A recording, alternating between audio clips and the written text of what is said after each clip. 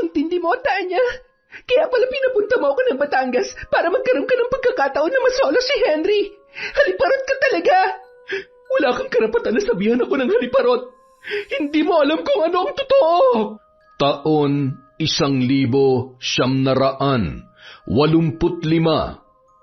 Quezon, hiyawan, sunod-sunod na palakpakan at sabay-sabay na nagkislapan ang mga kamera sa paligid habang papaakyat ng entablado si Jenna upang tanggapin ang kanyang tropeyo. Taon-taon siya ang nakakakuha ng unang gantimpala dahil sa husay niya sa photography. Ngunit habang nagsasaya sa buong auditorium, halos sumabog naman sa galit si Tanya, ang matalik na kaibigan ni Jenna. Nababalot na siya ng sobrang inggit dahil hindi niya nakukuha ang unang gantimpala. Kung hindi ika-4, pangatlo lamang ang naiuuwi niyang karangalan taon-taon. Sige lang, magsaya ka lang, Jenna. Huling pagkakataon mo na yan na umakyat sa entablado. Matapos ang pasasalamat at pakikihalubilo ni Jenna sa mga tao, nilapitan na siya ng kanyang nobyo na si Henry. Tuwang-tuwa yun na binati ang kanyang nobya.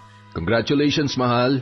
Sabi ko na napakagaling mo talagang mag-capture ng subject, kaya pati ang puso ko na-capture mo na rin. Hay nako, ang corny mo talaga, Henry. Huwag mo na akong bulahin dahil ang mga bolero, mga babaero yan. Naku, siya nga pala. Salamat sa suporta mo sa hobbies ko, mahal ha. Siyempre, isa ka sa inspirasyon ko. Oo naman, nandito lang ako palagi para suportahan ka sa lahat ng pangarap mo. Siya nga pala, may surprise ako sa'yo. Ano naman yan? Baka mamaya, gumastos ka na naman ng sobra. Magtipid-tipid ka at malapit na tayong ikasal. Hindi naman kalabisan na gumastos ako para sa taong mahal na mahal ko, hindi ba? Oo na. Nako, ewan ko ba sa'yo? Si Tanya nga pala, napansin mo ba? Kanina ko pa siya hinahanap Hindi ko siya makita sa paligid. Hindi ko rin napansin Nakita ko lang siya kanina nung tinanggap niyo yung trophy niya. Hayaan mo na yon. Dapat ikaw lang ang kasama ko sa special na gabing to, mahal. Huwag ka na magsama ng istorbo. Ganon? Bakit bang init ng ulo mo sa best friend ko? Mabait naman yun At isa pa, kaya tayo nagkakilala dahil na rin sa kanya, di ba? Sige na nga, magkikita naman kami bukas sa opisina. Kaming dalawa naman na magse-celebrate. Kinabukasan, pagdating ni Jenna sa opisinang pinapasukan nila ni Tanya, nagkakagulo ang mga tao. Nagmamadaling nakipagsiksikan si Jenna upang makiusyoso. Nang makita siya ng kanilang mga kaopisina, agad nilang itinuro si Tanya sa kanya na nasa isang sulok na umiiyak. Gulong-gulo ang buhok na waring sinabunutan at bahagyang napunit ang damit nito sa may bahagi ng braso. Dali-daling tumakbo si Jenna papunta sa matalik niyang kaibigan. Tanya, ano nangyari sa'yo? Sinong gumawa nito? Hindi pa man nakakasagot si Tanya, umugong na ang tawanan at bulungan sa paligid. Pinagtatawanan nila si Tanya dahil sinugod daw ito ng isa nilang kaopisina dahil nilalandi ng kanyang kaibigan ang nobyo noon. Dahil sa mga narinig na tawanan at bulungan, bigla na lamang nagpanting ang tenga ni Jenna. Pwede ba kung wala rin lang kayo magandang sasabihin, bumalik na lang kayo sa trabaho nyo? Huwag kayo masyado mapanghusga sa kapwa dahil kayo man hindi naman perpekto. Ngunit sa halip na tumigil at humingi ng dispensa, lalo pang lumakas ang tawanan ng kanilang mga kaopisina. Walang nagawa si Jenna kaya inalalayan na lamang niya ang matalik niyang kaibigan sa silid ng kanyang opisina at doon nito masinsinang kinausap si Tanya. Tanya, ano na naman ba to? Hindi ka pa rin ba nadadala? Hoy, ang plastic mo Kanina lang halos makipag-away ka para sa akin, tapos ngayon ako naman ang inaaway mo. Ano? Hoy, hindi kita inaaway. Matalik kitang kaibigan kaya concerned ako sa'yo. Ano bang gusto kong gawin ko? Naligaw sa akin yung boyfriend niya Type ko rin. Kaya bakit ko pipigilan ng sarili ko? Naghahanap ng ibang putahe ang boyfriend niya. Baka nauumay na sa kanya. My God! Naririnig mo ba yung sarili mo, Tanya? Hindi ka ba nahihiya? Bakit naman ako mahihiya? Masaya ako sa ginagawa ko. Anong masaya doon? Nabigla na lang tayong nagulat nung minsan na sinabunutan ka sa mall kasi inagaw mo rin yung boyfriend tong isang babae? Masaya ka ba na sinusugod ka ng kapitbahay mo kasi nahuli niya kayo ng mister niya doon pa mismo sa kwarto mo? Pati asawa ng pinsan mo, Tanya, hindi mo na pinalampas. Tapos ngayon dito ka naman sa opisina nagkakalat. Ano naman ngayon, Jenna? Di iwasan mo na ako. Kalimutan mo ng best friend mo tong malanding to. Nakakahiya ako, di ba? Pasensya na, ha? Hindi kasi ako wholesome gaya ng image mo. Alam mong hindi yan ang ibig kong sabihin, Tanya. Hindi ka ba pwedeng magpakatino? Paano ka makakahanap ng lalaki siseryoso sa'yo kung ganyan ka? Hindi kita hinuhusgahan. Gusto kong ayusin mo ang buhay mo, yun lang. Hindi para sa akin, kundi para sa sarili mo, kaya please. Tanya, nakikiusap ako sa'yo. Matagal nang sira ang buhay ko. Ano pa bang aayusin ko? Sira na nga. Sinira na ng manyak na Sino? Sinong sumira sa buhay mo? Ikaw lang ang sumisira sa buhay mo. Pwede ba tama na? Wala kang alam kaya huwag mo akong husgahan. Sige na, bumalik ka na sa trabaho. Magkita na lang tayo mamayang lunch break.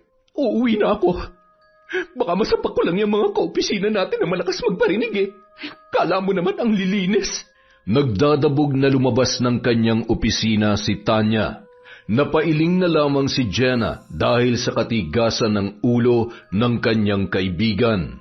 Pagsapit ng hapon, bago mag-uwian, nakatanggap ng tawag si Jenna mula kay Tanya.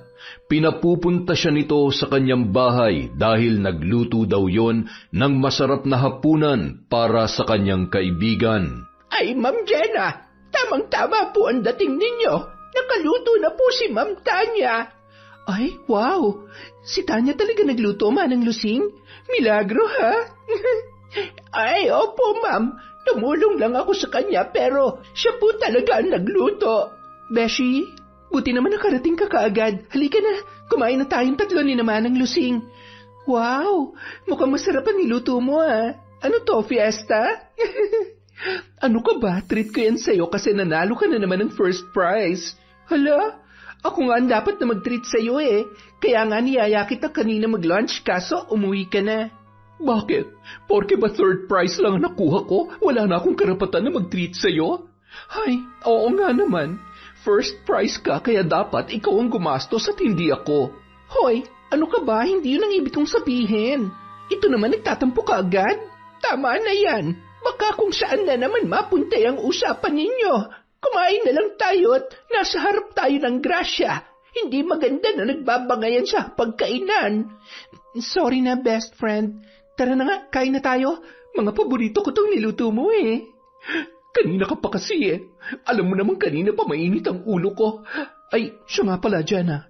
May nagsabi sa akin na meron daw magandang lugar sa Batangas na ang ganda ng view, lalo na kung papalubog ang araw. Baka gusto mong kunan ng litrato. Ang ganda daw ng lugar, yun nga lang, aakyat ka sa bundok para makunan mo ng full shot ang paglubog ng araw. Malay mo, manalo ka na naman. Di ba next week may gusto kang salihan na photography contest? Uy, talaga? Tara, kailan natin pupuntahan? This coming weekend, okay ba sa'yo? Excited na nga akong sumali dun kaya sige na, pumunta na tayo sa Batangas. Ay nako, sorry, hindi ako pwede. May date ako sa Sabado at sa Linggo naman, magnininang ako sa binyag. Ikaw kung gusto mo lang naman, kung hindi ka takot na walang kasama, puntahan mo. Nako, sayang naman. Mas maganda sana kung kasama kita para masaya na naman ang adventure natin sa bundok. Magpapahinga na muna ako sa photography. Wala namang nangyayari sa akin Siguro, mag-iiba na lang muna ako ng hobby. Hay nako, baka napagod ka lang. Kilala kita, no? Mahal na mahal mo ang photography, kaya nga tayo nagkasundo Sige, pahinga ka na lang muna sandali. Ako na lang ang pupunta sa Batangas. Ibigay mo nga sa akin yung eksaktong address para hindi ako maligaw. Lihim na napangiti si Tanya nang marinig niya na interesado si Jenna na puntahan ng lugar kung saan walang kaalam-alam ang matalik niyang kaibigan na meron siyang plano na hindi maganda. Araw ng Sabado nang puntahan ni Jenna ang bundok na sinabi ng kanyang kaibigan. Nagtanong-tanong muna ang dalaga sa mga taong nakatira sa paanan ng bundok kung ligtas ba na umakyat sa tuktok nito. Nang matiyak na hindi naman delikado ang pag-akyat, nagmadali na siyang naglakad para akyatin ang naturang bundok. Hindi na bago kay Jenna ang gawaing yon dahil madalas niya yung ginagawa sa tuwing may kinukunan siya gaya ng kalikasan. Ay, grabe, ang taas pala ng bundok na to. Hindi bale, malapit na ako. Konting tiis na lang. Inabot pa ng 30 minuto ang paglalakad ni Jenna bago narating ang tuktok ng bundok. Tuwang-tuwa ang dalaga nang makita ang buong paligid mula sa mataas na lugar na kanyang kinaroroonan. Mistula siyang bata na itinaas ang mga kamay habang nakadipa at nakapikit ang mga mata na sinasamyo ang malakas at sariwang hangin na dumadampi sa kanyang katawan. Salamat po, Lord, at ligtas ako nakarating dito sa tuktok. Napakaganda na nilikha niyong kalikasan. Ilang minuto rin ang kanyang ginawang refleksyon para sa kanyang sarili. Nang maramdaman niyang gumaan na ang kanyang pakiramdam, iminulat niya na ang kanyang mga mata at sinimulan niya nang ilabas mula sa kanyang dalang backpack ang kanyang mga kagamitan sa pagkuha ng larawan. Naglatag na rin siya ng isang picnic mat at isa-isa na rin niyang inilabas ang baon niyang pagkain at tubig. Napagpasyahan na muna niyang kumain dahil nakaramdam na siya ng matinding gutom. Matapos yon, sinimulan niya nang kumuha ng larawan, lahat ng natatanaw ng kanyang paningin. Napakaganda naman ng paligid. Marami ako makukunan dito. Sulit na sulit ang pagpunta ko rito. Nalibang sa pagkuha ng mga larawan si Jenna na may iba't ibang anggulo habang hinihintay na magdapit hapon upang masaksihan ang sinasabi sa kanya ni Tanya na napakagandang paglubog ng araw.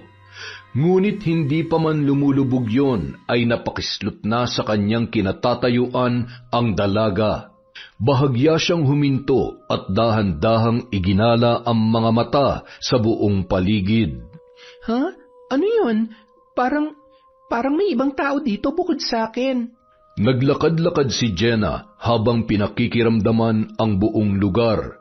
Nanginig ang kanyang buong katawan nang matanaw niya ang dalawang lalaki na nagkukubli sa likod ng puno at nakatingin sa kanya. Ha? May ibang tao nga dito. Dahil sa pagkabigla, kumaripas ng takbo ang dalaga pababa ng bundok. Hindi na niya inisip pa ang naiwan niyang mga gamit. Tanging ang kanyang kamera lang ang kanyang nadala.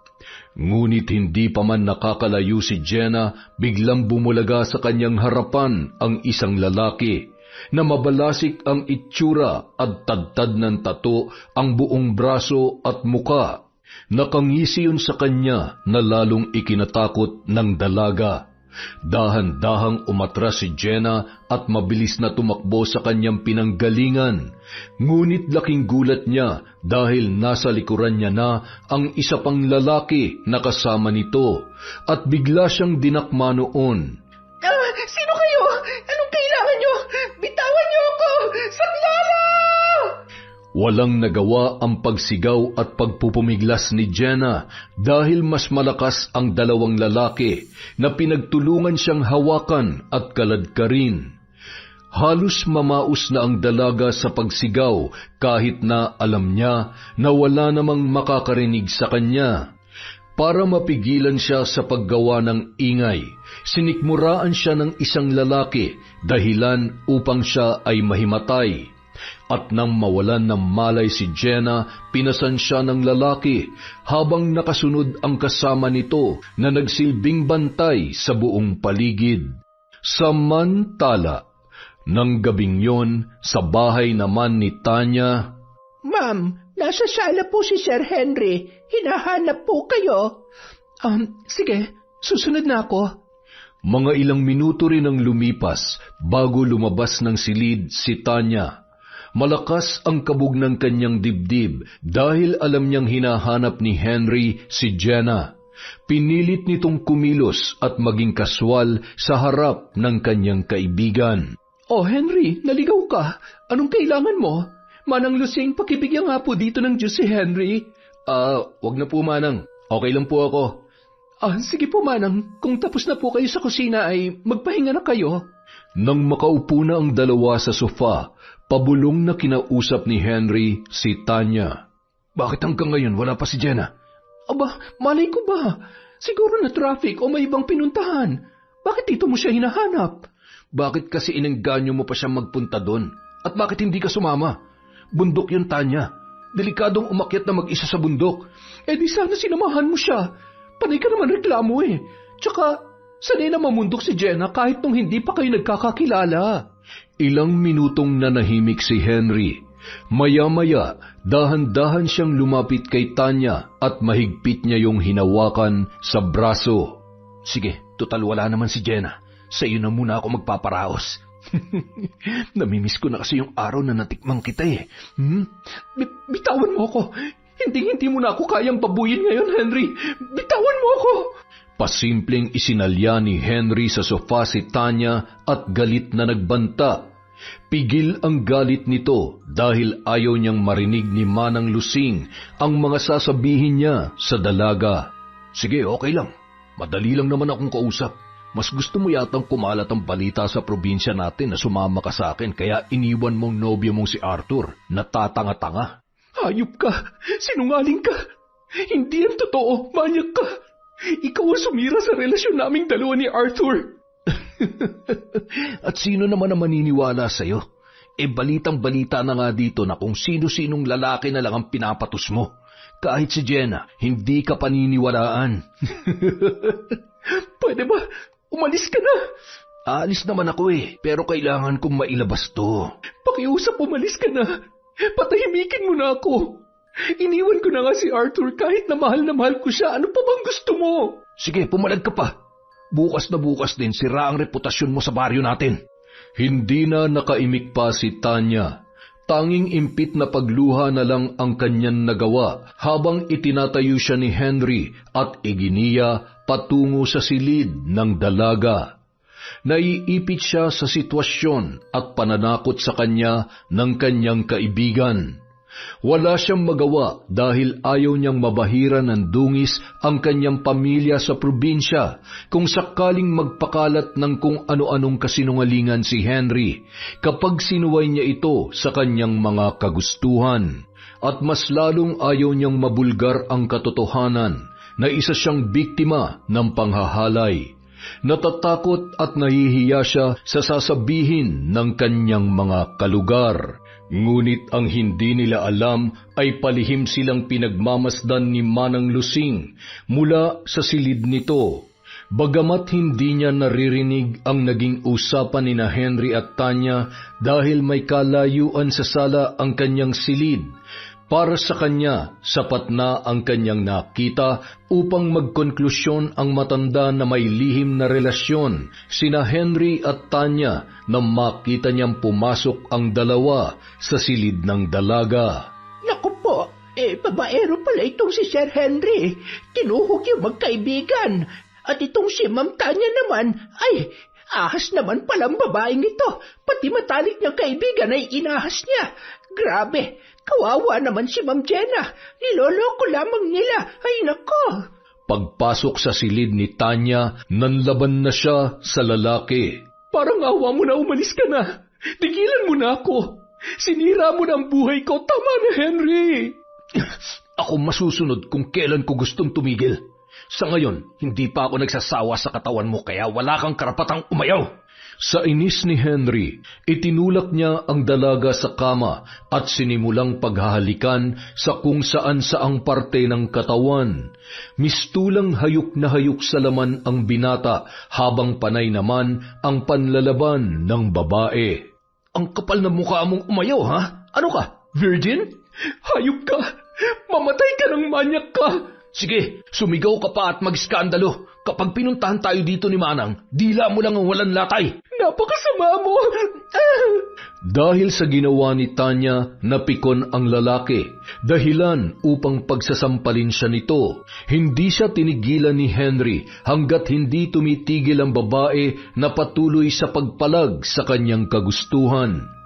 Ilang minuto rin ang ginawang pananakit at pambubugbog ni Henry sa dalaga. Dahil sa sobrang sakit ng katawan, wala nang nagawa pa si Tanya.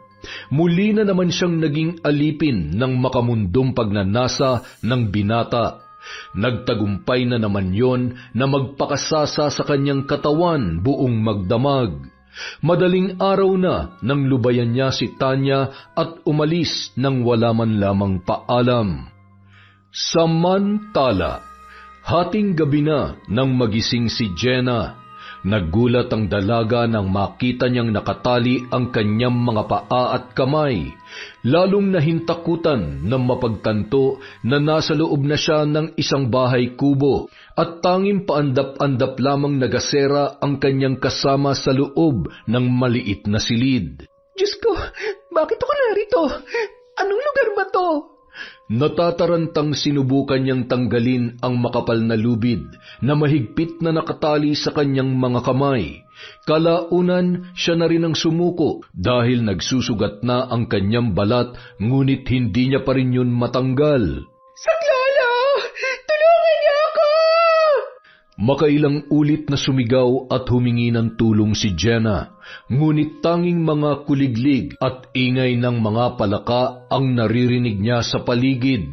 Halos maiyak na ang dalaga sa kawalang pag-asa. Kailangan ko makalis dito. Ayoko pa mamatay.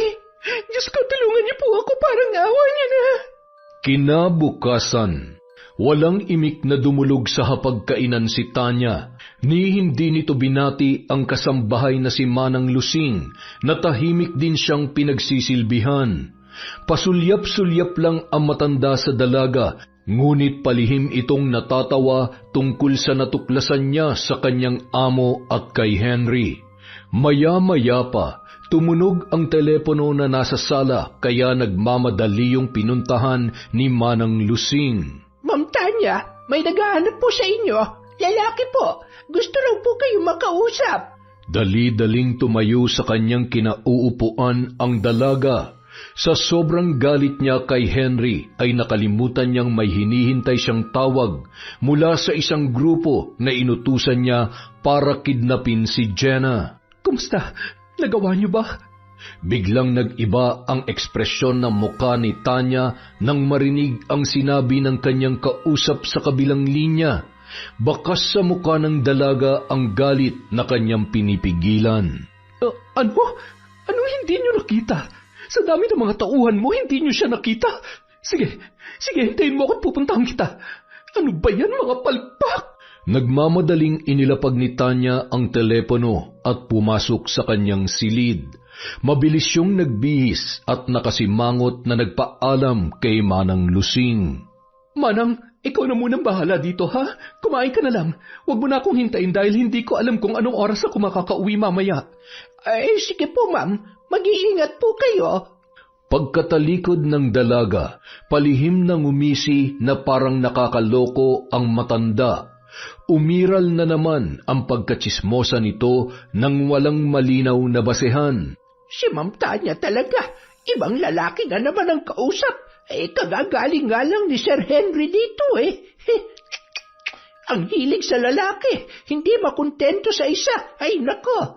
Sa lugar na kinaroroonan ni Jenna, naalimpungatan ang dalaga nang tumama sa kanyang muka ang mainit na sikat ng araw. Bigla siyang napabalikwas ng bangon dahil bukas na ang bintanang sawali at may natatanaw na siyang usok mula sa siga sa labas ng kubo. May tao na. Kailangan kong makalapit sa siwang na nasa dingding. Ang hirap gumapang nang nakatali ang mga kamay at paa.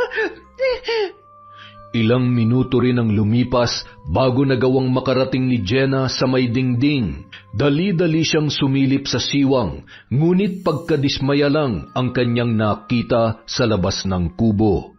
Ha? Silang dumukot sa akin. Ano bang kailangan nila sa akin? Habang nag-iisip ng malalim, narinig niyang papalapit na sa kanyang silid ang dalawang lalaki. Dali-dali siyang humiga sa sahig at nagkunwaring natutulog. Inilapag ng mga lalaki ang dala nilang pagkain sa harapan ni Jenna. Habang kinakalagan ang kanyang mga kamay ng isang lalaki, hindi na napigilang magtanong ng dalaga. Ano bang kailangan niyo sa akin? Anong atraso ko sa inyo? Parang awa niyo na, pauwiin niyo na ako. Walang narinig na anumang sagot si Jenna mula sa dalawang lalaki. Sinabi lang nila na kumain na ang dalaga at sabay na lumabas sa silid. Napilitan namang kumain ang dalaga kahit wala pa siyang gana. Naisip niyang kailangan niyang magpalakas upang makatakas. Samantala, galit na umuwi si Tanya. Agad siya nagpahanda kay Manang Lusing ng isang mamahaling alak at ipinadala niya yon sa kanyang kwarto. Habang umiinom, panay din ang hit-hitbuga nito ng sigarilyo. Buiset, paano hindi nila nakita sa bundok si Jenna? Pero nakapagtataka, bakit may mga gamit na naiwan doon si Jenna? Posible kayang natunugan niya tapos tumakas siya? Ay, nakakainis! Pumalpak ang mga plano ko.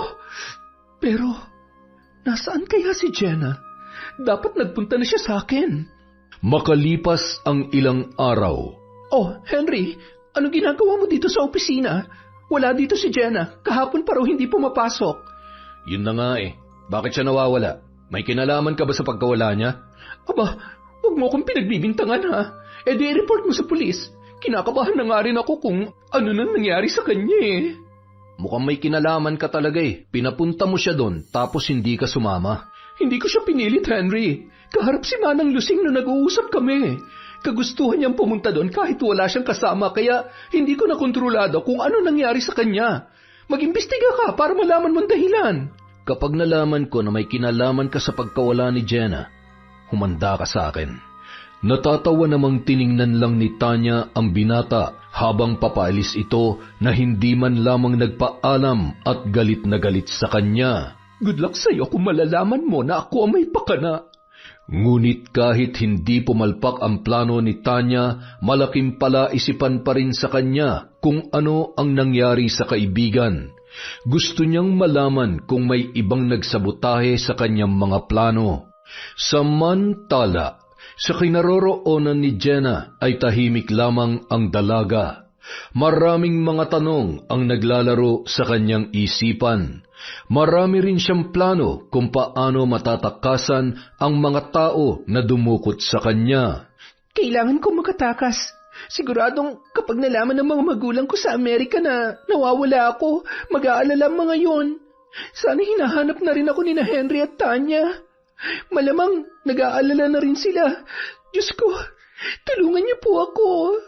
Natigil lamang ang pagmumuni-muni ni Jenna nang dumating ang dalawang lalaking nagbabantay sa kanya.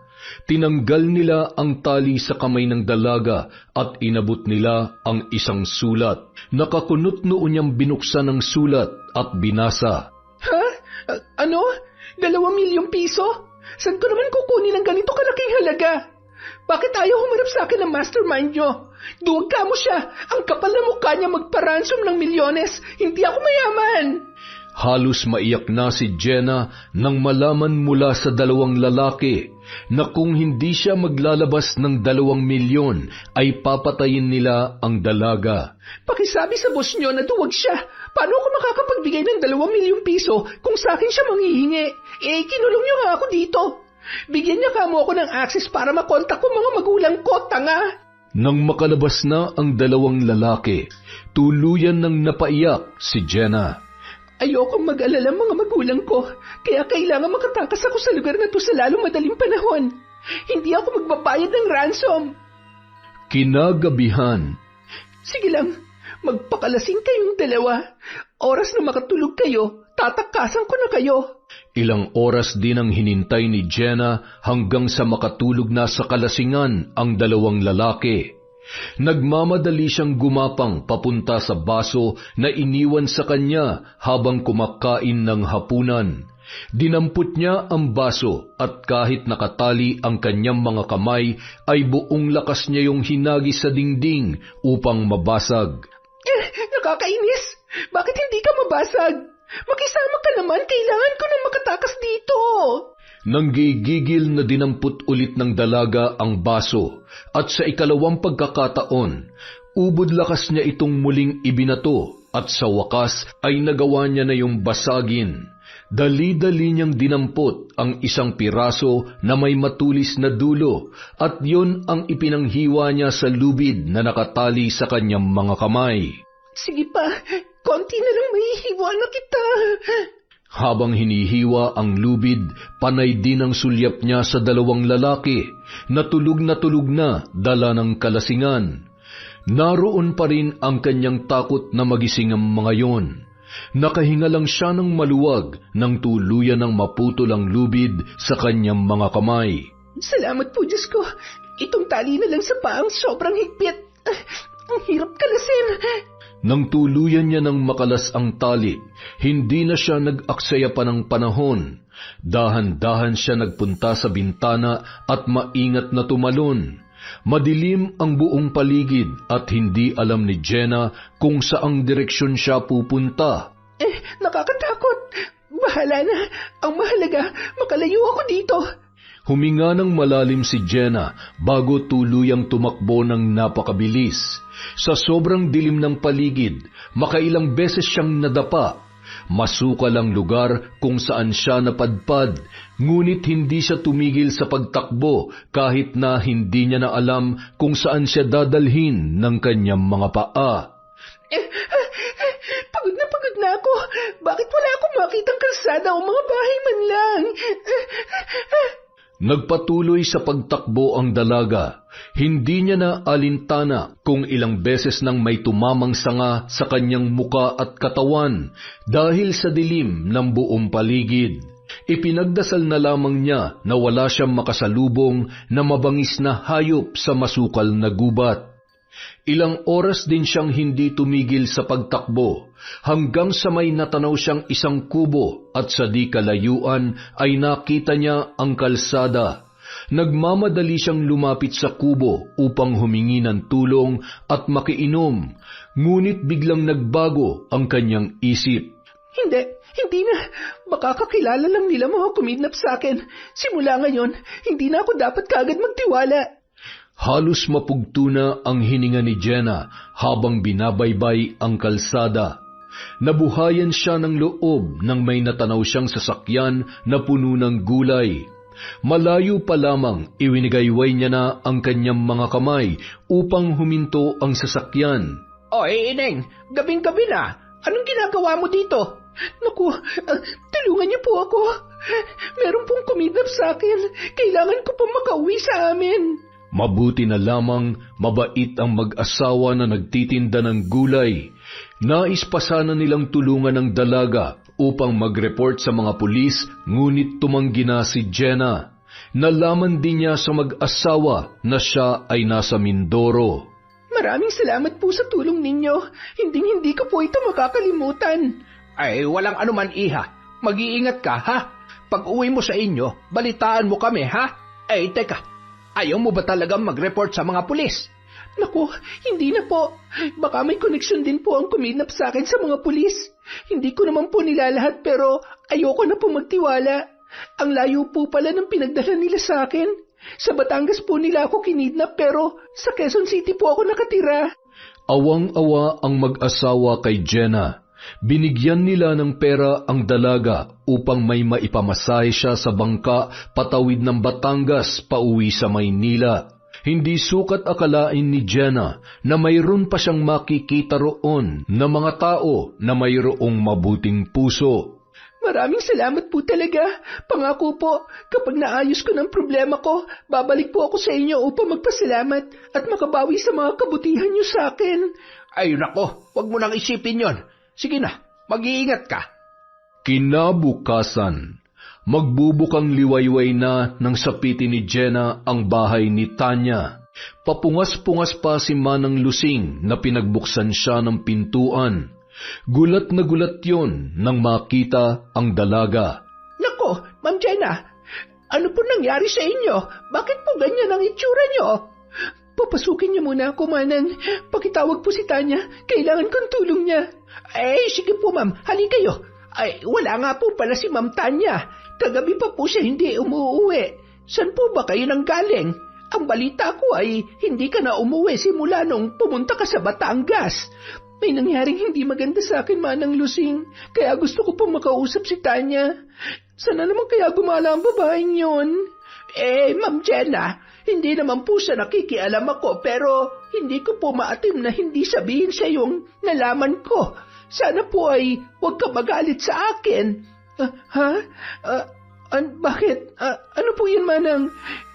Kasi ma'am, nung nakaraan na wala ka nagpunta dito si Sir Henry. Matagal po silang nag-usap ni Ma'am Tanya.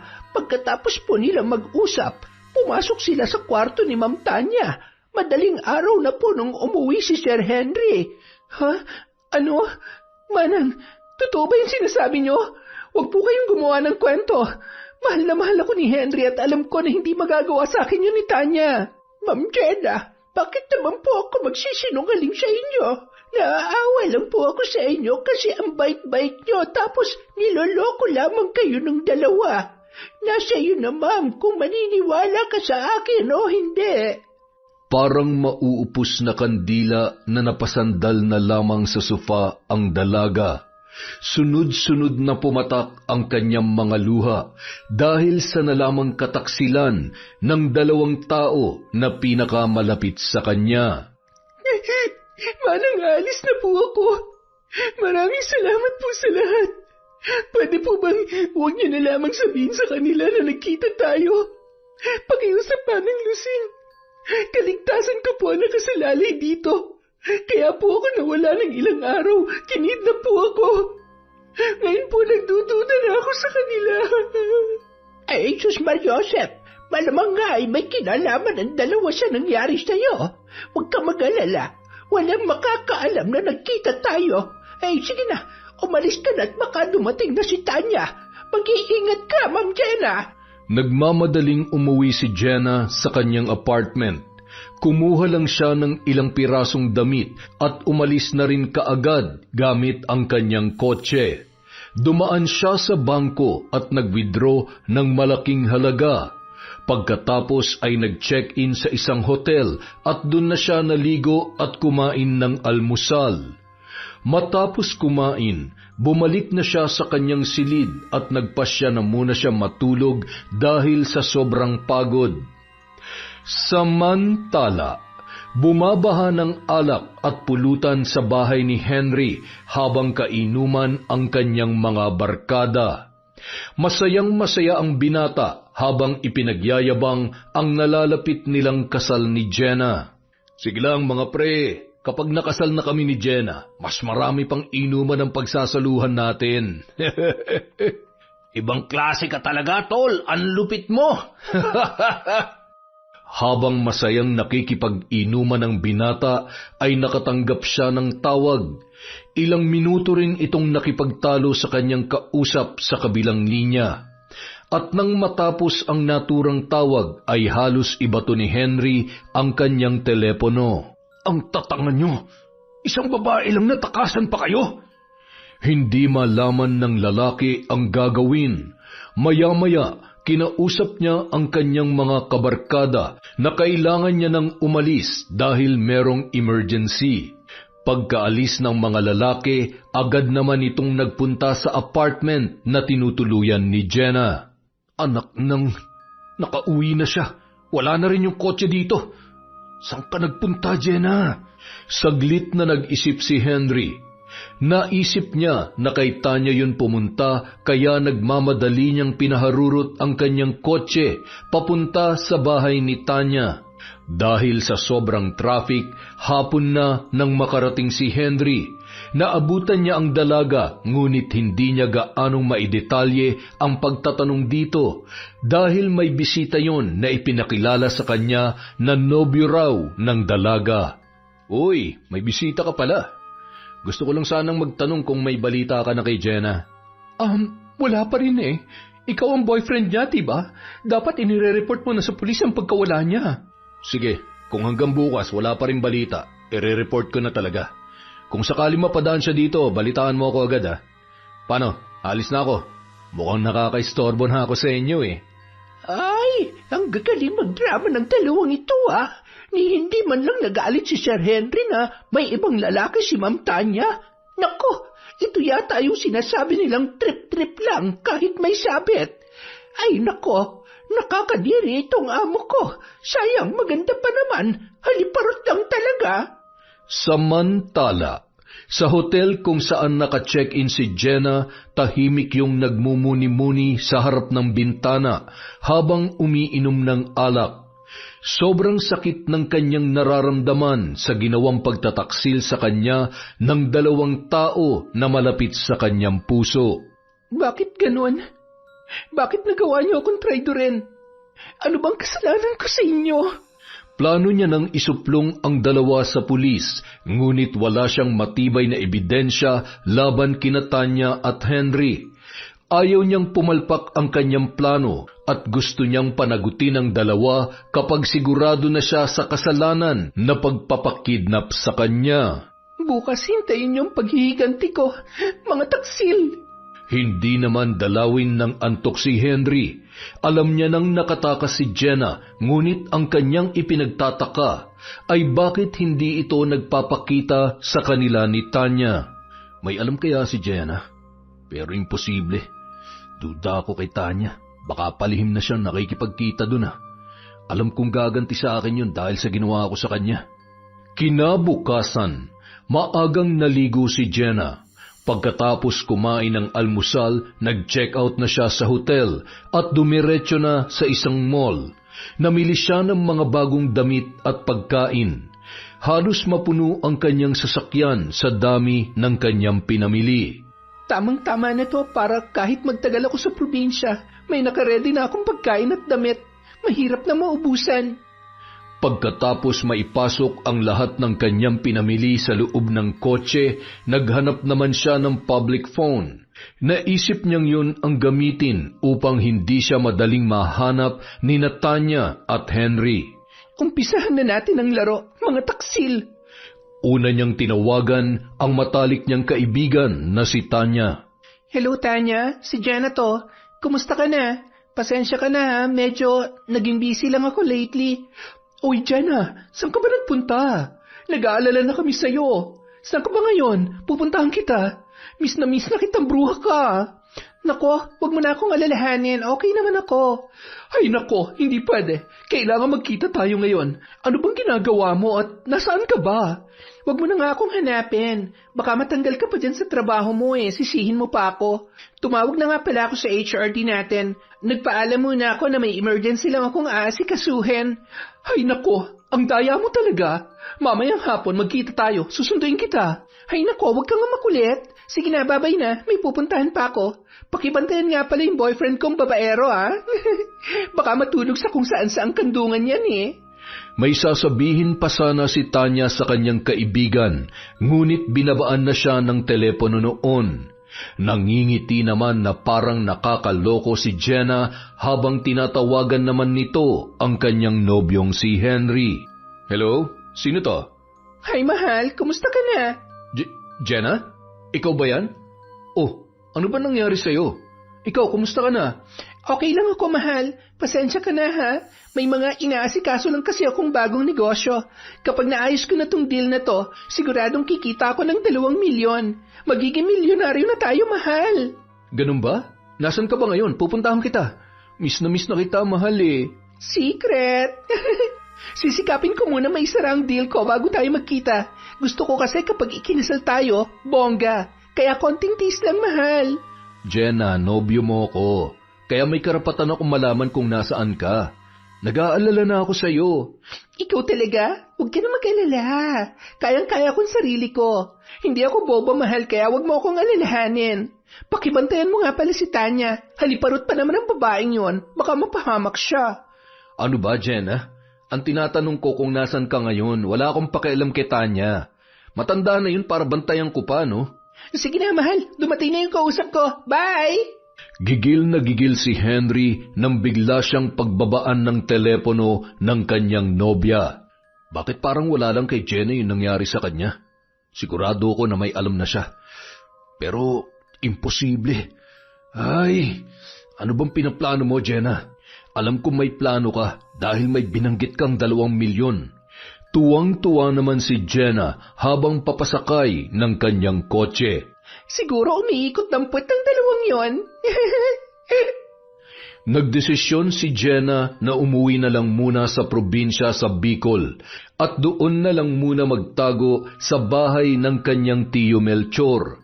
May ibang naiisip na paraan ng dalaga kung paano niya mapapaamin ang dalawa sa ginawang pagkidnap sa kanya. Naging mahaba ang biyahe ni Jenna kaya nagkaroon siya ng pagkakataon na mapagtagni-tagni ang lahat na nangyari. Kaya kong masaktan at pagtaksilan nyo, pero ang patayin ako, wala yung kapatawaran. Bakit ba ang tanga ko na hindi ko naramdaman na niloloko na ako ng dalawa? Sa gagawin ko sa inyo, iiyak rin kayo gaya ng ginawa nyo sa akin. Samantala, imposible na wala kang alam kung nasan si Jenna. Sa lahat ng ayoko yung niloloko ko. Talaga? Eh ikaw, hindi ka ba manloloko?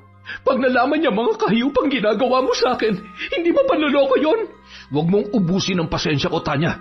Saan nagpunta si Jenna? Hindi ko nga alam, ang kulit mo. Nung tumawag siya sa akin, ayaw niyang sabihin. Ayaw niya nga makipagkita sa akin eh. Tapos binabaan niya pa ako ng telepono. Ikaw, hindi ka ba niya tinawagan? Di ba tinawagan ka rin niya? Bakit pati sa'yo ayaw niyang sabihin kung nasaan siya? Tapos akong kinukulit mo. Hindi ko na maintindihan kung galit ba siya o kung anong nangyayari sa kanya. Eh baka naman kasi may ginawa kang kasalanan sa kanya, kaya kanya pinagtataguan. Hindi naman yun magkakaganon kung wala kang kasalanan sa kanya. Ano sa palagay mo? Ikaw, wala ka bang ginawa sa kanya? Ba't ayaw niya rin magpakita sa'yo? Biglang natigilan si Tanya sa sinabing yon ni Henry dahil guilty rin ang dalaga ngunit hindi siya nagpahalata sa binata.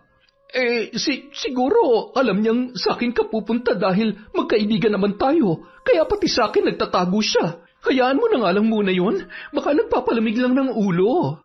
Inis na iniwan ni Henry ang dalaga.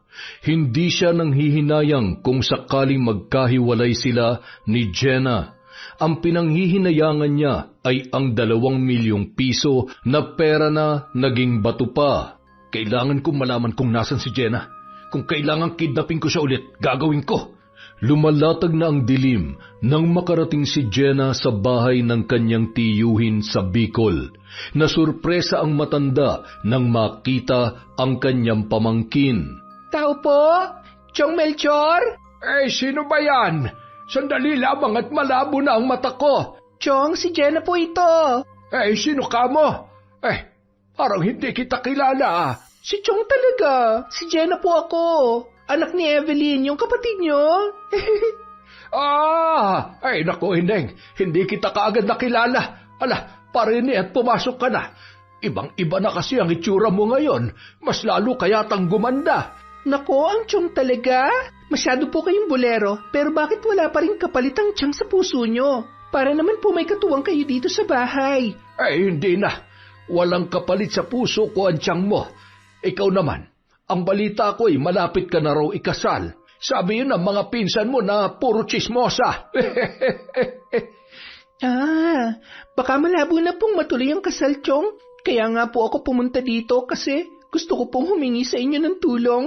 Nako, sinasabi ko na nga ba eh. Kung tutuusin, hindi mo na dapat pinoproblema kung niloloko ka lang ng nobyo mo. Iwanan mo't palitan mo dahil kung babalikan mo yan, paulit-ulit ka lang niya nasasaktan at lolokohin. Tarantadong yun Relax lang po kayo, Chong. Ipinaliwanag ni Jenna sa kanyang tiyuhin ang buong pangyayari. Galit na galit ang matanda nang malaman nito na muntikan ng mamatay ang kanyang pamangkin. Abay, napakawalang hiya naman pala niyang nobya mo at ng matalik mong kaibigan. Hindi ang gawain ng matinong tao ba? Malaki nga po ang pasasalamat ko kay Manang Lusing. Wala po talaga akong kaalam-alam na may relasyon po yung dalawa. Kung hindi ko po kaagad nalaman baka nagtiwala pa rin ako sa kanila. Kaya po nagdududa ako ngayon na silang may pagana na kidnapin ako dahil si Tanya po ang nagsabi sa akin na may magandang lugar sa Batangas. At si Henry, bago po ako umalis, iniwan ko sa kanyang address na pupuntahan ko. Kaya sa susunod, huwag ka nang basta-basta magtitiwala. Kahit nga kadugo kung minsan ay tatry rin ka pa rin. Chong, Kaya nga po ako nandito. Gusto ko po silang ipabarang sa inyo. Pwede po ba yon? Wala po ako matibay na ebidensya na sila nga ang gumawa nun. Pero kapag binarang niyo sila, baka po mapaamin natin. Posible po ba yon, Chong? Ay, oo naman. Tutulungan kita. Kung ganyang inagrabyado ka, dapat lang na maranasan din nila ang ginawa nilang pagpapahirap sa'yo. Mga tarantadong yun talaga. Chong, yung puso nyo, baka po mauna pa kayo sa kanila. Ay, oo nga. Sige, hihinga lamang ako. Ay. Kung sakali naman pong hindi sila nagpakidnap sa akin, tatablan po ba sila ng barang? Tatablan talaga mga yon, Jenna, dahil niloko kanilang dalawa. Yung pagkidnap sa'yo, aamin na yung mga yan kapag nahirapan na. Kaya ipaparanas ko sa kanila ang matinding pagpapahirap para umamin ang mga tinamaan ng higad na yan. Chong, sana po, tayong dalawa lang ang makakaalam nito, ha? Huwag na po ninyong ipaalam sa mga magulang ko at sa mga kapatid ko. Ayoko po sila mag-alala sa akin. Huwag ka mag-alala. Delikado kapag nalaman ng nanay mo yan. Baka lahat ng kamag-anak nating abogado ay tawagin niya. Nang gabing yon, naging panatag na ang kalooban ni Jenna. Nabawasan na ang nararamdaman niyang sakit dahil suportado na siya ng kanyang tiyuhin.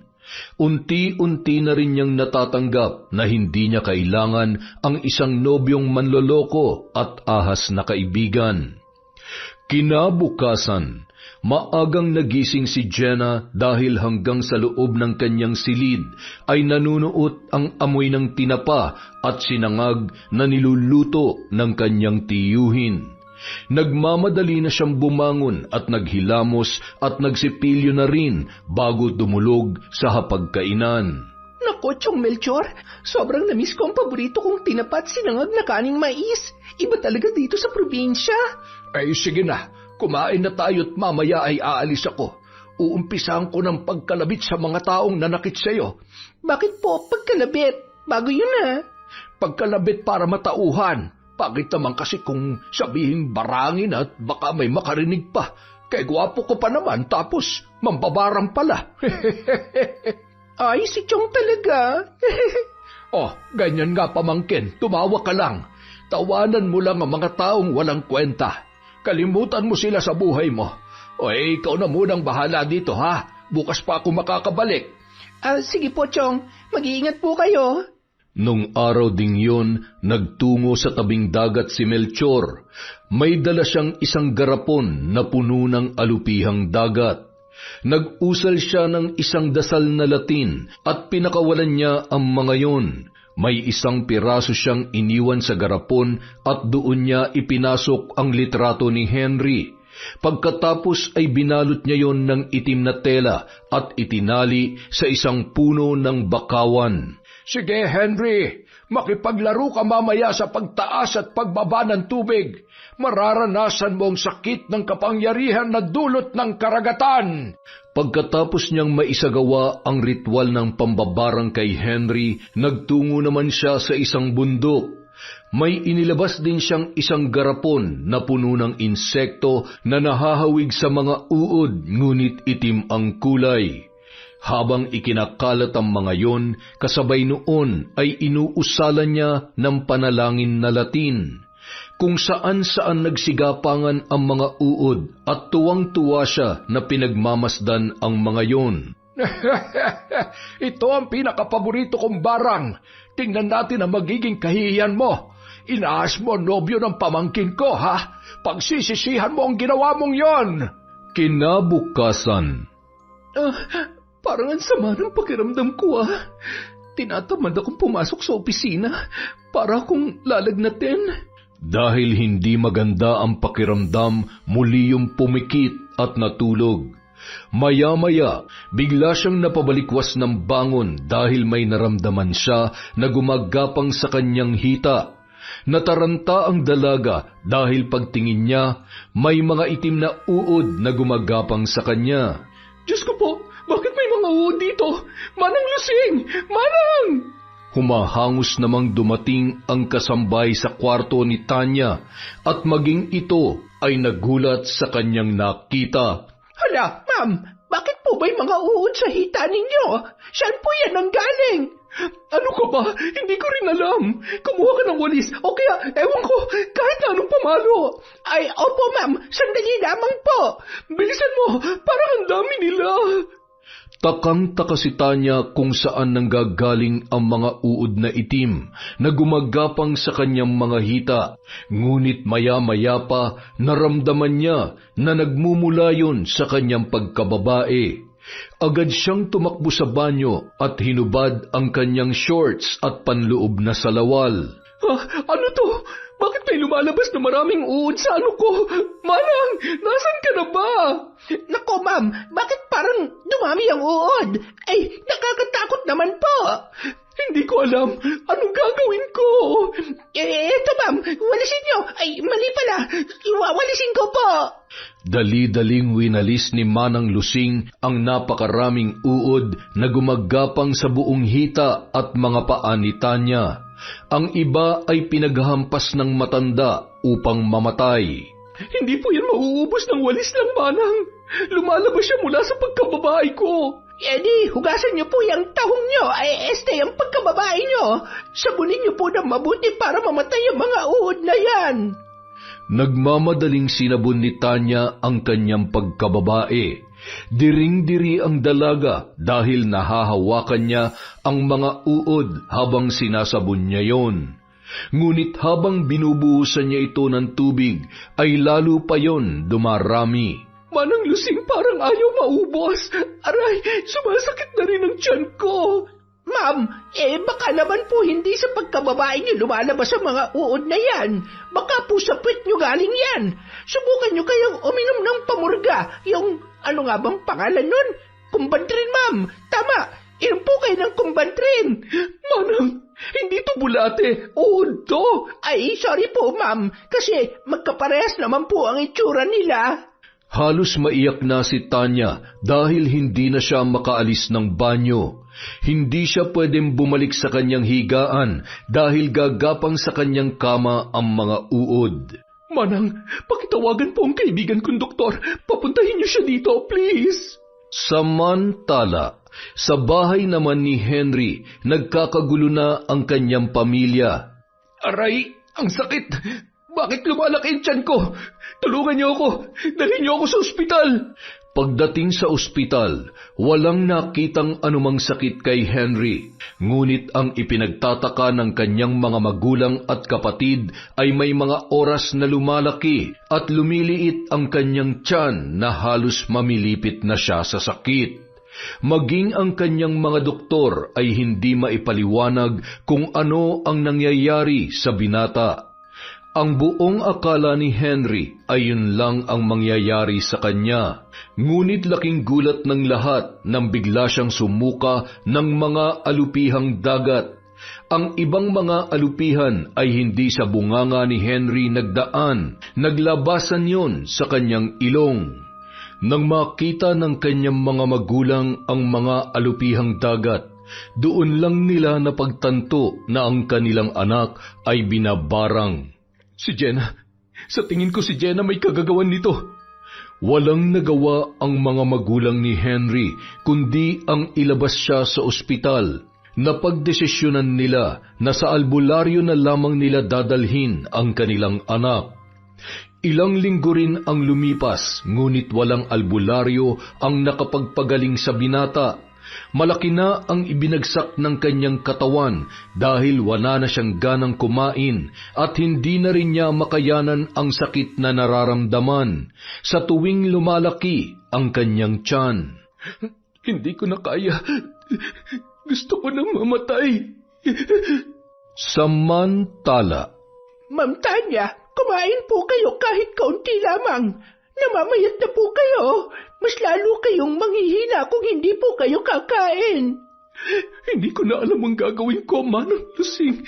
Habang tumatagal, pati ang pagkababae ko'y lumalaki na rin. Bakit walang doktor ang makapagpagaling sa akin? Sa tingin ko po ay binabarang kayo. Ganyan po kasi ang nangyayari sa probinsya namin.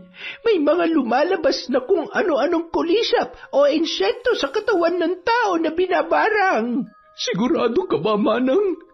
Uso pa ba sa panahon ngayon ang barang? Ay, opo. Uso pa, ma'am. Ayan nga, binabarang ka. Ay, ang ibig ko pong sabihin ay baka po kasi may atraso ka sa isang tao na sobrang galit na galit sa inyo. Hindi na lamang napaimik pa si Tanya sa sinabi ng kanyang kasambahay.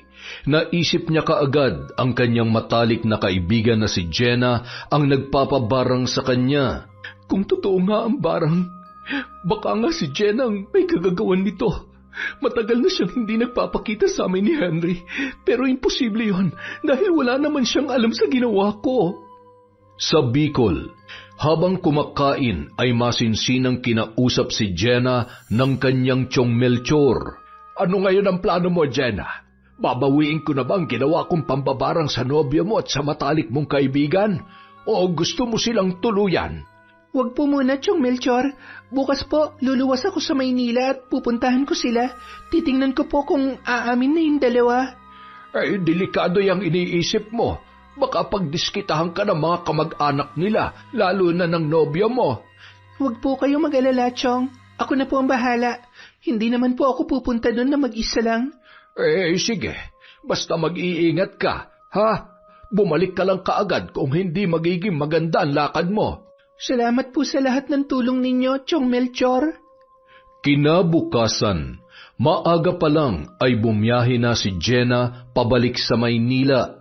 Pagdating sa patutunguhan ay nagpunta kaagad ang dalaga sa police station upang humingi ng backup security. Isinalaysay niya rin sa pulisya na nakidnap siya ngunit nagtago muna ng ilang araw upang hindi siya masundan ng mga may kagagawan noon. Nagpaalala rin siya sa mga pulis na ang pupuntahan niyang mga tao ay hindi niya pa nasisiguro kung yun nga ang mga nagpadukot sa kanya. Habang papalapit ang sasakyan ni Jenna kasunod ang mga pulis, may natanaw na siyang pamilyar na mga muka na pumasok sa loob ng bahay ni Henry. Halos manginig ang kanyang katawan nang makita ang naturang mga lalaki.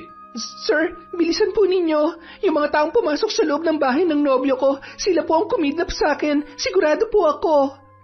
Dahil sa sinabing yun ni Jenna, mabilis na sinundan ng mga pulis ang dalawang lalaki na pumasok sa bahay ni Henry. Nagkagulo ang pamilya ng lalaki at nabigla sa mga pangyayari. Kaagad na pinusasan ang dalawang lalaki na positibong itinuro ni Jenna. Galit na galit kay Jenna ang mga magulang ni Henry dahil kung ano-ano raw ang kanyang ibinibintang. Huwag po kayo magalit sa akin dahil ako po ang biktima dito. Hindi ako maaari magkamali dahil nakasama ko sila ng ilang araw kaya kilala ko sila. Damputin niyo na po ang mga hayop na yan. Sa sobrang galit ng nanay ni Henry na sabunutan niya si Jenna, isinisi nito sa dalaga ang pambabarang sa kanyang anak. Hindi ko po ipinabarang ang anak ninyo. Alamin niyo muna kasi kung walang inagrabyadong tao si Henry. Ako nga na nobya niya ipinakidnap niya at ipinatutubos ng 2 milyong piso. Dahil sa pagkakagulo at komprontasyon, umamin na ang dalawang lalaki na inutusan nga sila ng binata na kidnapin si Jenna. Nalaman din nila na kaya nagpunta ang dalawang lalaki sa bahay ni Henry ay ayaw na nitong bayaran ang kanilang serbisyo dahil nga nakatakas si Jenna sa kanilang mga kamay. Halos madurog ang puso ng dalaga nang marinig ang sinabi ng dalawang lalaki. Hindi niya maubos maisip na ang lalaking kanyang minahal at pinangarap na makasama habang buhay ay may kakayahang gawin ang ganong klaseng krimen sa kanya. Nagwawala at halos mahimatay ang nanay ni Henry nang puntahan ng mga pulis ang binata sa loob ng kwarto nito. Nang makita nito si Jenna ay naatim pa rin nitong magbanta. Humanda ka, Jenna. Wala kang matibay na ebidensya na magdidiin sa akin. Tapos na, Henry. Umamin ng mga binayaran mong mga tao para kidnapin ako. Kaya ano pang lusot mo?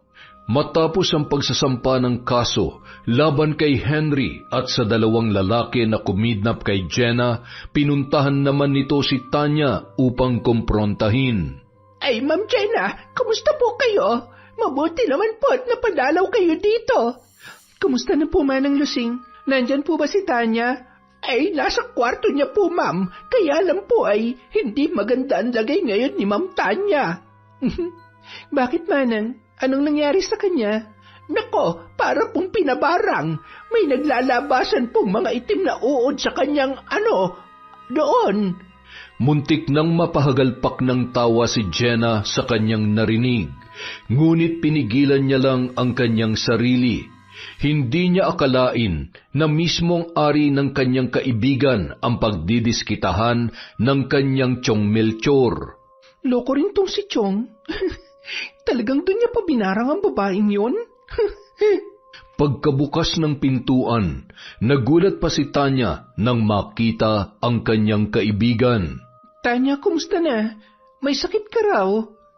Jenna, buti naman at nagpakita ka na. Saan ka ba nagpunta? Diyan lang sa tabi-tabi. Nagpalipas lang ako ng sama ng loob. Ano ba yung sakit mo? Eto, binarang daw ako eh. Siguro pinabarang mo ko, no? Bakit naman kita ipapabarang? Kahit naman alam ko may relasyon kayo ni Henry, hindi kita ipapabarang. Biglang napaupo sa kama si Tanya nang marinig ang sinabi ni Jenna. Relasyon? Jenna, wala kaming relasyon ni Henry. Ano ka ba? Hanggang ngayon ba naman magsisinungaling ka pa rin sa akin? Alam ko na ang totoo, Tanya. Sino naman ang nagsabi sa'yo ng chismis na yan? Ayan si Manang Lusing. Ay, di ba Ma'am Tanya nung nasa Batangas si Ma'am Jenna ay nagpunta dito si Sir Henry? Magdamag po kayong dalawa dito sa kwarto ninyo. Ang tindi mo, Tanya. Kaya pala pinapunta mo ako ng Batangas para magkaroon ka ng pagkakataon na masolo si Henry. Haliparot ka talaga. Wala kang karapatan na sabihan ako ng haliparot. Hindi mo alam ang totoo. At anong totoo, ha? Na pinagplanuhan niyo akong kidnapin at ipatubos ng 2 milyong piso? Anong 2 milyon? Teka lang, ano bang pinagsasasabi mo, Jenna? Tama na, Tanya. Alam mo ba nakakulong na ang kasabot mong si Henry at yung 2 taong inutusan niya? Anong kasabot? Wala akong alam sa pinagsasasabi mo, Jenna. Talaga? Sige, magkita na lang tayo sa korte kung wala ka talagang alam. Jenna, makinig ka nga. Hindi ko alam na kinidnap ka. Mamatay man ako. Kung totoong si Henry ang nagpakidnap sa'yo, pati pala ikaw ay hindi niya pinalampas. Ano na naman kasinungalingan yan? Anong hindi pinalampas, ha? Panahon na siguro para malaman mong totoo, Jenna. Matagal ko rin itong itinago sa lahat. Ako lang ang nakakaalam. Biktima rin ako ni Henry. Nirape niya ako, Jenna, nung nasa probinsya pa lamang kami. Saglit na huminto sa pagsasalita si Tanya dahil gumaralgal na ang kanyang boses. Oo, Jenna. Nirape ako ni Henry. Ang sakit-sakit kasi mahal na mahal ko si Arthur at may plano na kami magpakasal pero sinira ni Henry ang lahat. At yung nakita ni Manang Lusing na kasama ko si Henry sa kwarto ko ng buong magdamag. Totoo yun, Jenna. Nirape na naman niya ako. Nanlaban ako pero binugbog niya ako. At ang lagi niyang panakot sa akin ay ipagkakalat niya raw sa probinsya namin na sumama ako sa kanya. Gagawa daw siya ng mga kwento na ikasisira ko. Sus, sa tingin mo maniniwala ako sa'yo? Takot ka lang na makulong kaya kung ano-ano na lang ang iniimbento mong kwento. Ang pangit nga ng reputasyon mo kung sino-sinong lalaki na lang ang pinapatulan mo, di ba? Bahala ka kung ayaw mong maniwala sa akin, Jenna. Pero bago mo ko idemanda, pumunta ka muna sa probinsya namin at hanapin mo si Arthur. Itanong mo sa kanya kung naging mabuti ba akong nobya. Iniwan ko siya ng walang paalam dahil nanditiri ako sa sarili ko. Hindi na ako karapat-dapat sa pagmamahal niya. Kung totoo yung pinagsasasabi mo, bakit hindi mo dinemanda si Henry? At bakit pinakilala mo pa ako sa kanya? Nahihiya ako at natatakot sa pagbabanta niya. Ayoko mapahiya ang pamilya ko sa probinsya. Matatanda na mga magulang ko. Ayoko na silang bigyan pa ng problema. At wala akong plano na ipakilala kita sa kanya dahil manyak siya. Pero nagulat na lamang ako. Di ba bigla na lang siyang sumulpot sa harap ng opisina natin nang pauwi na tayo? Napabuntong hininga na lamang si Jenna. Ayaw niya nang magtiwala, ngunit nagtatalo ang kanyang puso at isipan. May bahagi na gusto niyang paniwalaan si Tanya dahil baka nga naman nagsasabi yun ng totoo. Walang naging malinaw na usapan sa pagitan ni Jenna at Tanya. Pagka-uwi ni Jenna sa kanyang apartment ay naligo lang ito at gumayak na naman pabalik sa Bicol. Chong Melchor, tanggalin niyo na po ang barang ni Tanya at Henry. Nahuli na po si Henry at ang mga kasabwat niya. Ang hindi ko po malaman ay kung nagsasabi sa akin ng totoo si Tanya. Subukan mong hanapin ang sinasabi ni Tanya na nobyo niya. Malay mo naman ay nagsasabi siya ng totoo. Naniniwala ako na ginahasa siya ng nobyo mo dahil ikaw nga na nobya niya, kaya niyang ipakidnap at patayin. Kinabukasan, maagang lumuwas papunta sa Sariaya, Quezon si Jenna. Hindi na bago sa kanya ang lugar kung saan nakatira si Tanya dahil minsan na siyang naisama nito noong fiesta sa lugar ng kanyang kaibigan. Mga ilang oras din siyang naglibot-libot sa baryo ni Tanya upang hanapin ang dating nobyo nito. May nakapagturo sa kanya na nagtatrabaho yon sa sagingan. Nung una, naging mailap si Arthur na makipag-usap kay Jenna, ngunit na mabanggit ng dalaga na matalik niyang kaibigan si Tanya, may kakaibang saya ang nakita ni Jenna sa mga mata ng binata. Namimiss ka na raw ng kaibigan ko. Ang sabi nga niya, hindi na siya nakapagpaalam sa iyo nung lumawas siya sa Maynila. Biglang natahimik ang binata nang banggitin niya ang tungkol sa pag-alis ni Tanya nang walang paalam. Waring may kumurot sa puso ni Jenna nang makita nito na nagnilid ang luha ng binata. Ngunit dali-dali rin itong pinahid ni Arthur at parang nahihiyang tumalikod kay Jenna. Niyaya ng dalaga ang binata sa isang karinderya at doon niya ito kinausap ng masinsinan. Sa takbo ng kanilang usapan, may nakuha na siyang importanteng impormasyon na ikinagulat ng dalaga. Totoo ang lahat ng sinasabi sa kanya ni Tanya na ginahasa siya ni Henry at si Henry daw mismo ang nagsabi kay Arthur na iwanan na ang nobya. Dahil pumatol na ito sa kanya at nagustuhan na ni Tanya ang mga ginagawa sa kanya ni Henry. Hindi ka dapat naniwala kay Henry, Arthur. Mahal na mahal ka ni Tanya. Ako ang nobya ni Henry pero ginawa niya rin ako ng masama. Tanggap mo pa rin ba si Tanya sa kabila ng mga nangyari sa kanya? Isang walang pag-aalinlangang pagtangulang ang itinugon ng binata sa babae. Nang maramdaman ni Jenna na mahal pa rin ni Arthur ang kanyang kaibigan, niyaya niya ito na sumama sa Maynila upang magkita silang dalawa ni Tanya. Samantala, sa loob ng kulungan, "Buisit ka, Jenna. Hindi ako papayag na mabulok dito sa loob ng bilangguan. Sa dami ng koneksyon ko, makakaalis din ako rito. Babalikan kita." Maraming tinawagan ang mga magulang ni Henry na matataas ang posisyon sa gobyerno upang magpadrino, ngunit hindi umubra ang lahat dahil tinawagan na ni Jenna ang kanyang magulang sa Amerika at ipinahawak nila ang kaso laban kay Henry sa mahuhusay na abogado na pinsan ni Jenna. Kinabukasan, kasama na ni Jenna si Arthur sa bahay ni Tanya. Gulat na gulat si Tanya nang makita ang dating nobyo. Walang pagsidlan sa tuwa ang dalaga nang niyakap siya ni Arthur ng buong higpit. Matagal ka na palang niloloko ni Henry na walang nakakaalam sa ginawa niya sa'yo pero si Henry pala mismo nagsabi kay Arthur. Napakagago niya talaga. Kung alam ko lang na binlockmail niya lang pala ako, matagal ko na siyang dinimanda. Hindi pa huli ang lahat, Tanya. Tutulungan kita magsampa ng kaso para lalong mabulok sa kulungan ng lalaking manyakis na yon. Sige, Jenna. Maraming salamat at naniwala ka sa akin. Pero may isa pa akong aaminin sa'yo. Sana'y mapatawad mo ko at hindi ka tuluyang magalit sa akin. Ano na naman yan, Tanya? Kinakabahan naman ako sa pag-amin na yan eh. Sorry, Jenna, pero nagplano din ako na ipakidnap ka.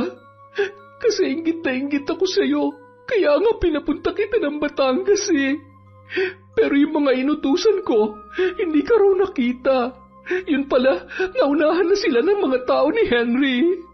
Saglit na napatigil si Jenna sa mga sinabing yon ng kanyang kaibigan. Doon niya lang napagtanto na hindi nga dapat pagkatiwalaan si Tanya. Masamang-masama ang loob ni Jenna nang malaman niya ang totoo pero hindi siya nagpahalata. O sige, mag-celebrate na tayo. Nagkita na kayo ni Arthur. Naipakulong na rin si Henry. Treat ko ang lahat. Kumain tayo sa labas. Manang Lusing, sumama ka sa amin. Sigurado ka, Jenna? Hindi ka galit sa ginawa ko? Tapos na yon, Tanya. Ano pa ba magagawa ko? Siguro, niloob ng Diyos na makatakas ako upang makilala ko ng husto ang mga taong dapat kong pagkatiwalaan at maging kaibigan. Pagkatapos ng mga pangyayari, hindi na muling nakita pa o nakausap ni Tanya si Jenna. Nag-resign na rin sa kanyang trabaho si Jenna at wala nang bakas na maaari pa siyang makontak ng kahit na sino. Pinutol na nito ang pakikipag-ugnayan sa dati niyang matalik na kaibigan. Yon, isa na namang matinding kwento ng pagkakaibigan at pagtatrayduran. Dahil dyan, meron na naman po tayong shout-out. Simulan po natin kay Jevy Diano. Uy, idol, salamat ha. Kay Salvacion Roldan, kay Cat Burglar Cutie, kay Rodrigo Gonzales. Shout-out po kay Chris Gel Mamado, Shauma TV. Hello po kay Monica Nieves, kay Elizabeth Dungka, kay Janice Delfin Ramirez, kay Asodi Sen Cerila, kay Nita Canillas. Hello po kay Cecil Vlog, kay Joy Aniban, kay Amy Carbonilla, kay Mel Santarita. Shout-out po kay Melissa Auditor Dabu. Shout-out din po kay Rochelle Pelino, kay Kimpoy Feliciano, kay Virgie Latorre, Miss Lady Neng. Hi po kay Scarlett Sky Maniego, kay Mirna Alfaro, kay Estela Da Silva, Edna J. from Japan. Hi po kay Anely Juarez, kay Virginia Pontillas, Sydney Crosswind, The Color Purple. Hi po kay Billy Ray, Jenny May at Ray Buendia from Lucy Buendia. Shout out din po kay Marcos Balingasa, Alma Mihay, Biyahe ni Kuya Geng, hello po. Hi kay MGS14, kay Resel Galope, kay Jobel Baldonasa, kay Janet Cisneros, kay Kilonyo Viane. Hi din po kay Jessica Sobremonte, kay Erza Scarlett, Te Chavez Cheng, Kuya Jayat, Papa Apollo from Rosalyn Gumok. Hi po kay Cute Survivor. Hi din po kay Adam Lasa, kay Hayashi Megan, kay Nympha Arcal. Hi kay Christine Victorino, kay Yasmin Bautista, sa mga Central Mommies ng Pasig from Cristina, Peru. Hi kay Helen Flores, kay RV Tiong, kay Ge Ukol, Alia at Mama Luz ng Caloocan from Luz Viminda, Rapas. Hi po kay Joel Malikse, kay Cliven Dubalan, kay Cassandra Cory, Sanaling Family at Marilor Guevara. Hi po kay Jasmine Vicente, kay Lady Dam, kay Maribel Balabag, kay Jelana Amanda at kay Crescencia Lirio. Maraming salamat po ulit sa walang sawang pagsuporta sa Kwentong Enteng.